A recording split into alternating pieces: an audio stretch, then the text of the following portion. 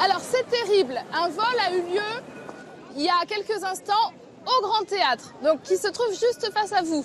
Une énigme policière pour découvrir Bordeaux. Voilà le programme pour ces familles. Comme souvent dans les jeux de pistes urbains, les participants viennent plutôt des alentours. Les enfants qui vivent à Bordeaux pour autant n'ont pas particulièrement visité Bordeaux. Donc ça nous permet de faire une visite sympa, ludique et culturelle. Une loupe, une carte, des jumelles. Et les jeunes sont les premiers à se lancer dans la visite, pardon, l'enquête. Ah oui, si on peut gagner, on va gagner. Allez, on y va. Autre jeu de piste à Paris, dans le quartier du Marais.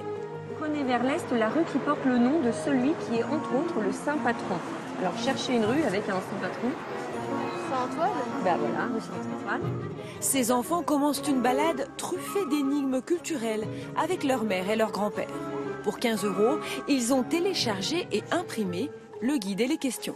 Cette enseigne-là, je pense qu'on doit la trouver. Je pense que c'est mieux que faire une visite guidée. Pourquoi ? Parce que je préfère, oui, comme dit maman, découvrir par nous-mêmes. L'avantage, c'est que ces visites comprennent les lieux incontournables, comme la place des Vosges. Où est née Madame de Sévigné ? On cherche la maison où elle est née.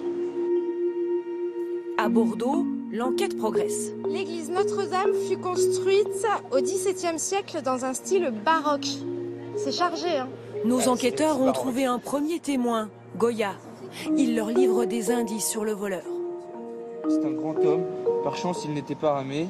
Il y a beaucoup de bijouterie ici. Il faut absolument boucler le quartier. Ils ont encore une douzaine d'indices à trouver sous le regard de l'animatrice.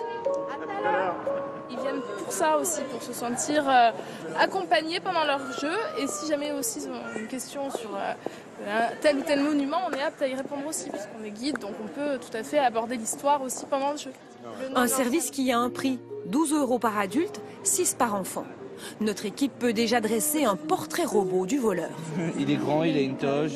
Enfin, on a déjà pas mal d'indices, donc on arrive à peu près à distinguer sa silhouette. Et elle a un serpent. Après 2 heures de balade, nos enquêteurs tiennent leur suspect. Avec tous les indices qu'on a récoltés, on pense avoir trouvé qui est le voleur ou la voleuse. Qui est-ce ? Nous ne vous le révélerons pas. Bordeaux garde son mystère. Et d'ailleurs, pour eux, ce n'est pas l'essentiel. Vous venez pas uniquement pour trouver... Pour le jeu ? Ah ben non. Non. Aussi pour vivre un moment ensemble. 3, 2, 1, ouais. Cacahuète. À Paris aussi, le dénouement est proche. C'est la tourelle de l'hôtel Lamoignon. Ah d'accord. Et c'est quoi l'hôtel Lamoignon ? C'est la première bibliothèque publique de Paris. D'accord. Cette formule de guide imprimé a déjà séduit 20 000 joueurs, avec plus d'une dizaine de circuits possibles, rien qu'à Paris. Eux sont ravis. On a envie de revenir surtout.